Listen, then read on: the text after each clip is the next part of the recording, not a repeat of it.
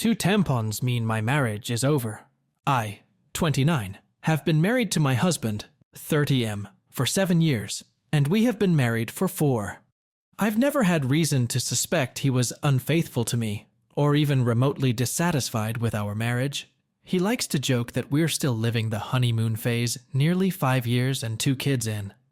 I wouldn't have questioned that, or him, were it not for a surprise I found in his car last month. I noticed something slotted between the cushions when buckling our daughter into her car seat. I pulled it out and saw that it was a tampon.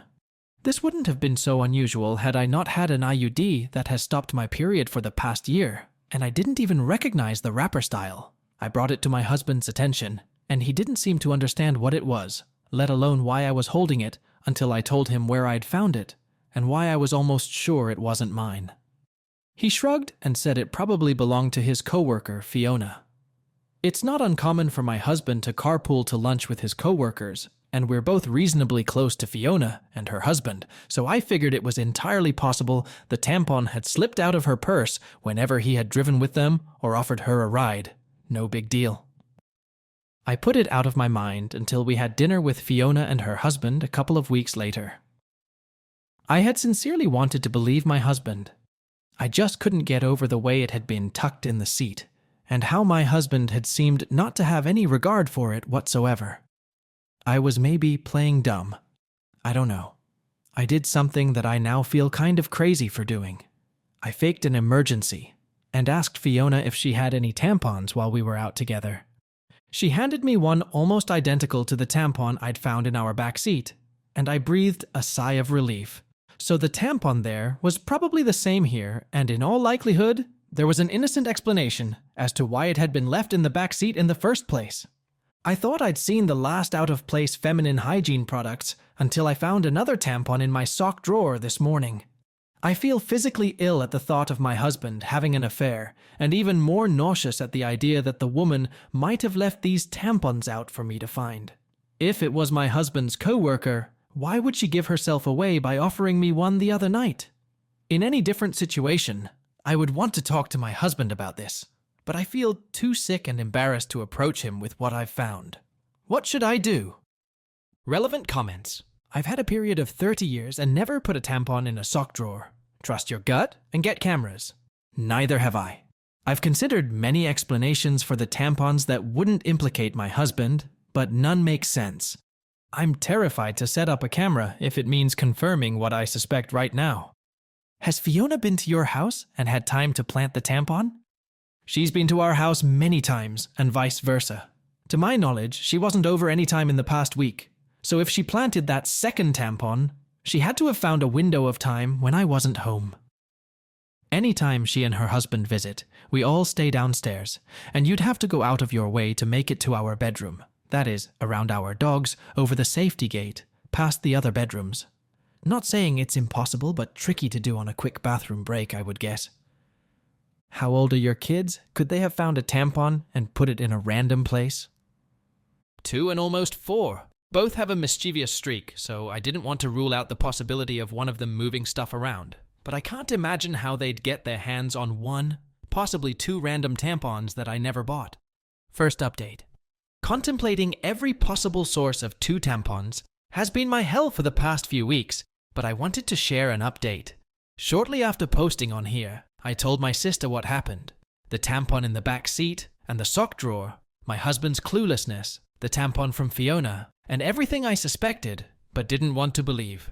We compared tampons, save for the backseat one I had already discarded, and they were a match, just in different absorbencies. I had stayed in a place where my husband or daughters would have found them and moved them around. My daughters needed to learn what they were and where they had come from. My sister was convinced it was Fiona, either fucking my husband, fucking with me, or both. Confrontation with either party still seemed like a bad idea, so she suggested inviting Fiona and her husband to our Labor Day barbecue. Unfortunately, they already had plans. My sister and I agreed it was too soon for cameras without any other evidence, so it was just a waiting game. Watching my husband for any changed behavior, there was none. Our house for any misplaced foreign items, there were none. And even the girls for any new friends they might have met. My sister's husband was adamant on this last point, and partly why he was inclined to believe that the tampons were harmless. He said that if anything had been happening in or around our home, it would be nearly impossible to keep it from me and the girls, since my husband was taking them to and from daycare and most other activities during the week. I felt a good bit of consolation in that. It was when my younger daughter, 2YO, came down with something last week that I felt any differently. I wanted to be the one home taking care of her, but my husband insisted I stay at work while he stayed home with her. I was okay with that. My sister and her husband figured it was a good sign that he would take time off at a moment's notice, and at that point, we were all already beginning to put the tampon fiasco behind us. By the third or fourth day, I was just happy to see a near-healthy child and a husband who was helping see her through it. Toward the end of that week, though, I came home to something strange. The toddler I'd left that morning in an old PJ set was now dressed in a onesie I'd never seen before, with a tiny clip in her hair. I can't say I have the sharpest memory, but I have a pretty good sense of what my kids wear daily, mainly what clothes they wear. I'd sworn off the full-length sleepsuits with snaps across the front, long before we'd ever had our second. The long snaps are just a pain in the ass and a no-go for efficient diaper changes, IMO. It's just not something I would dress her in, and my husband knows as much. He doesn't plan for or buy the girls' clothes and doesn't accessorize them. So I was bewildered. I was kind of floored at the thought of someone around our sick child without my knowledge. I didn't think twice and went straight to my husband to ask if anyone had been over to see him or the girls.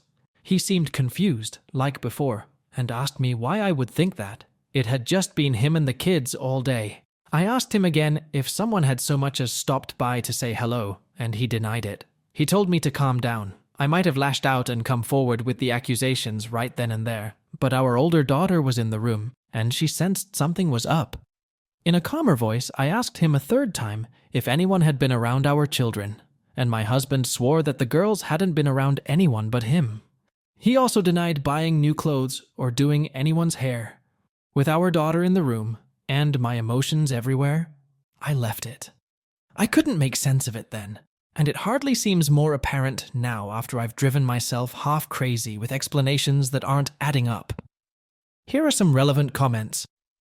To answer a couple of questions, my 2YO can only string together a couple of words at a time, and when I ask her about her time with Daddy or her clothes bow, she answers based on the cues I give her. For example, who gave you that pretty bow?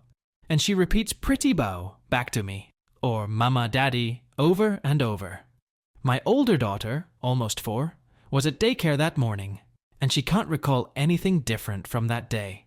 She doesn't remember the PJ change or the hair clip, so my guess is she was changed sometime that morning, but I'm not sure. I have a 45-minute commute to work, so stopping by for lunch isn't feasible. My sister has been kind enough to leave work and drive past a few times here and there, and she hasn't seen anything out of the ordinary. We have a Ring camera at the front door, and I have the app on my phone with notifications. There's nothing there yet. If anyone has recommendations for more discreet surveillance, I'd be open to it. I'm just the least tech-savvy person, and worry another camera will be easy to detect, LOL. *** edit. And yes, we get our carbon monoxide detectors tested regularly. Is it possible one of the hair clips came from daycare? I could see the hair clip as possible, but less likely on the onesie. My younger daughter hadn't been to daycare in days, and if either of them had returned with something like that before, I would have noticed, especially since it was the kind of onesie I hate with a passion. LOL. People comment that they can't wait to find out the ending to this saga. My money's on the Hollywood horror ending. Hopefully dreamed up the dogs too, so I can finally stop picking up their imaginary shits and whatnot. Second update. After nearly losing my mind over a hair clip and a onesie, I realized I wasn't getting anywhere with the accusations and half-baked guesswork. I'd gotten so absorbed in the paranoia and misery of my situation that I wasn't sleeping, eating, or caring for my kids the way I should have been. And I wasn't getting any answers. So I decided to pull the trigger on the hidden cameras and have them shipped to my sister's house, with my BIL agreeing to help with the installation set up over at mine. Before the cameras were delivered, though, I got my long-awaited confirmation last week. A ring notification had alerted me to motion at the front door while I was at work. Half expecting to see a delivery person, pet, or lawn care salesman for the 15th time, you can imagine my surprise when I saw a clip of a young woman leading my daughter into the house hand in hand, with my husband and other daughter close behind them. The girls were supposed to be in daycare, and my husband was at work. As far as I knew, the woman was living 2 states away with a court order keeping her there. I immediately called my husband to ask him what the fuck this woman was doing in our house. He didn't answer, so I texted it to him. Even in his stupidity, he probably realized he had messed up by going through the front door, knew I had gotten the ring notification, and wanted to delay the inevitable. He did pick up by the 5th or 6th subsequent call. The woman on the camera was my husband's sister. As I would find out later, she was the likely source of both tampons, the onesie, and the bow. She is also a registered sex offender and a recovering addict who spent the better part of her adolescence and young adulthood coercing the silence of another one of my husband's family members after she had molested them. I hadn't seen or heard from her in years, and from how my husband talked about her, I didn't expect I ever would. But here she was, in our house, with our children. Suffice it to say, I was livid. It wasn't an affair at all. And still, somehow, infinitely more disgusting, knowing who it was and why all of this had been happening. Apparently, my SEL, fresh off another stint in rehab, had wanted to reconnect and make amends with people she'd hurt, and my husband was high on that list. My husband didn't want me to know, or worse, try and keep her family, our children, away from her. So they'd been meeting in secret, often at our house when I was at work. They would enter through the garage, in my husband's car, so the ring camera at the front door wouldn't tip me off. She spent the night on a weekend I had been on a business trip and slept in our bed. She babysat our girls on a night my husband told me he had dropped them off at his parents'. She bought the girls' clothes and dressed my youngest in the onesie and bow that my husband had promised in his life. I had wrapped her in myself. My husband swore this was all in my head. The tampons, the onesie, the bow, and all the rest. He was perfectly content to watch me agonize for weeks over a woman he insisted didn't exist, shrugging off each progressively more unsettling discovery like it was news to him and telling me I was being irrational. He insinuated that I was experiencing postpartum depression 2 years after I'd given birth. 4 years later, I'd said to him that one of my biggest fears for motherhood was to suffer PPD like my mother had with me, not to be fully present for our babies, and being left with a world of guilt and regret as they grew older. He told me I wasn't sleeping enough, that I missed the girls too much, and that I needed to take a step back and reevaluate the state of my mental health. I gave him the benefit of the doubt because he was my husband, and no other version of events made sense. Now, after a month of this mindfuck, I have nothing to show for my trust but this pathetic situation, and a lot of anger.